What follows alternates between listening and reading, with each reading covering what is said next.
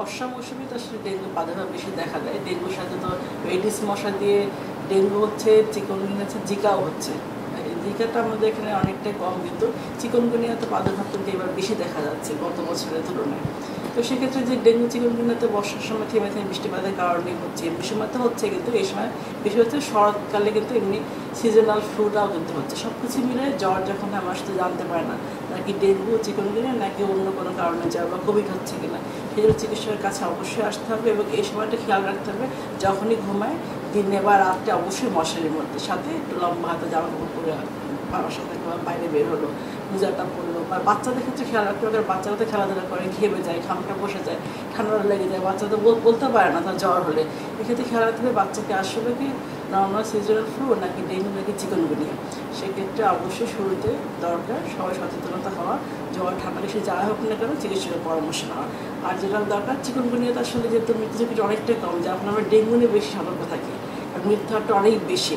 তবে চিকুনগুনিয়া হলে একটা সমস্যা হচ্ছে দীর্ঘমেয়াদী অনেক ব্যথা থাকে, গায়ে হাত পায়ে গিটে গিটে প্রচণ্ড পেন থাকে এবং পেনটা এত বেশি যে অনেক সময় হাঁটতেও মানুষ পারে না। এই জন্য চিকুনগুনিয়া প্রতিরোধ করা দরকার। এই কারণে সবার আগে দরকার ডেঙ্গু প্রতিরোধ করা।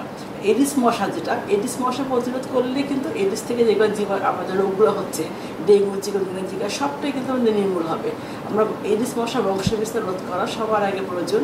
বাসা বাড়ি যারা ফুলের গাছে টব লাগাচ্ছে, সে টবের নিচে যে পানিটা পেটে পানিটা জমে, অর্থাৎ ফ্রিজের পানি, এসে পানি, এটা কিন্তু অহরহ ঘরে ঘরে কিন্তু সবাই রাখছে।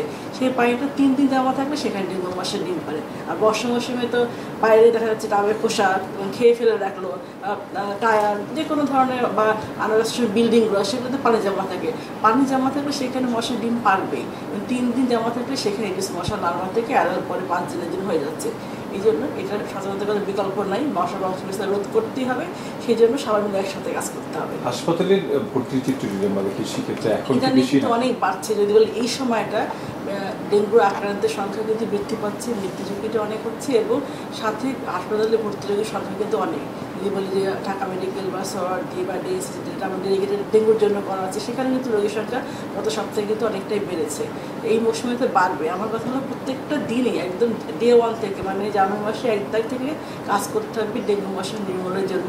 কারণ মশা যদি আমরা নির্মূল করতে না পারি তাহলে কিন্তু আমাদের দিনকে দিন ডেঙ্গু প্রাদুর্ভাব চিকুনগুনিয়া এগুলো কিন্তু বেড়েই যাবে।